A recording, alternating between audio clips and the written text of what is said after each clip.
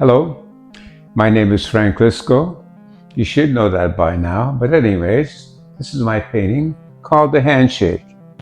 I think I painted this painting in the 1990s, and I personally was going through some turmoil in my creativity. I had little market problems in the sense that they wanted me to do nothing but what I was doing. It was essentially beautiful landscapes done in the style that you're already familiar with, some of it. But sometimes being a creative mind, you get bored with doing the same thing all the time. I went to a coffee shop and I would be just running, how would you put it, scribbles. And out of the scribbles, I began to find some interesting figurative works. And some of them turned out to be very successful, both in terms of paintings, in terms of sales and creativity. The composition itself is essentially about a psychological intent. And there's a psychological intent when we are creating a handshake between two people. Generally, it's between two opposite forces, which I symbolize by light and dark. And also the hand, as it reaches forward, parallels the internal attitude of leaning in and trying to create some kind of harmony before we can actually shake hands. The intention is there, but it's also based on some kind of fear. As you can see, they're weaponized behind their backs.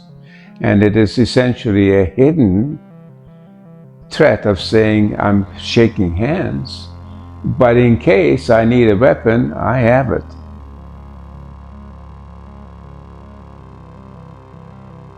When I look at this painting today, I see basically how profound I was, to be honest with you.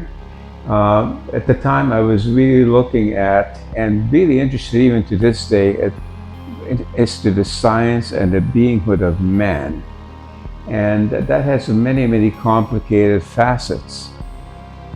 I think that I had at the time, because of the markets in Japan, I was a bit obviously in an internal turmoil as to whether I should follow the market because it was guaranteeing me really good money, or whether I should follow my creativity and see where it leads. Because I knew that I had much greater things in me than just mere landscapes. You could say that this painting was an act of rebellion. I think success can become a trap, especially if you fall in love with money. And it is hard not to, because it sure opens the doors for all kinds of things. Nice cars, nice everything. But I think it kills the creative spirit if you don't watch it. I watched it. I decided to look at my creative life and my financial life as an extension of one another. And I decided to follow my creative force because I wasn't just a landscape painter. I was a much more involved painter in terms of using painting as a method of investigating myself and humanity. If you go with the possibility of growth, it may disappoint some people who invested in the previous style that you were investigating. But I think if they have an open mind, they would be much more interested in an artist that keeps investigating the meaning of life. If I had an instruction as to what an artist is internally, as a spirit, as a creative source, I would say I would rather be a finder.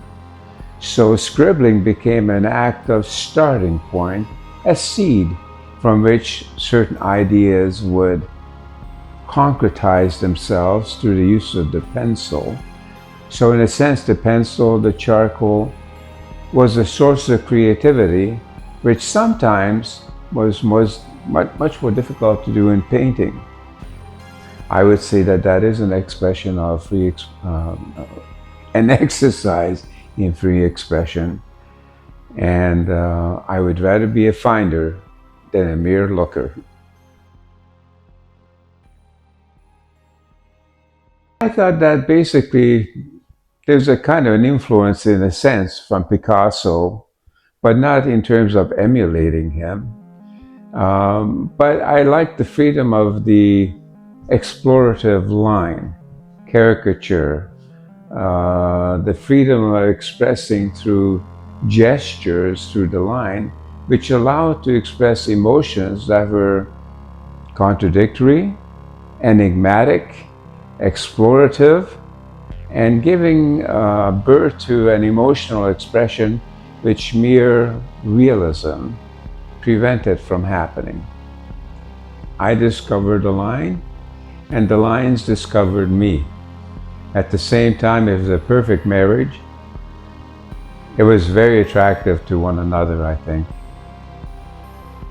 Now, I never offered this painting for sale because I valued its core. I valued its essence. And this painting should be sold for millions of dollars because I think that it belongs in the same category as a Guernica or some of the other big paintings like Klimt's Kiss as an example. It was exploited by an artist who had much greater things in mind than just mere landscapes. These two figures are perhaps trying to have a conversation of harmonizing their differences. I symbolize that by the bright light in the back and the dark shadow behind this form. But it provides a beautiful contrast of the very realizable yin and yang in terms of the Eastern philosophy. But I think it was a very good way of symbolizing the differences. They are pretending to be in harmony, but just in case the weapons are behind them, which is very human, isn't it? Even the light side is extending towards the dark side. It's invading, which is the way it happens in space. The sun shines and all the light rays go into every dark spot. As Leonard Cohen put it, we have need for cracks because that's the way the light gets in.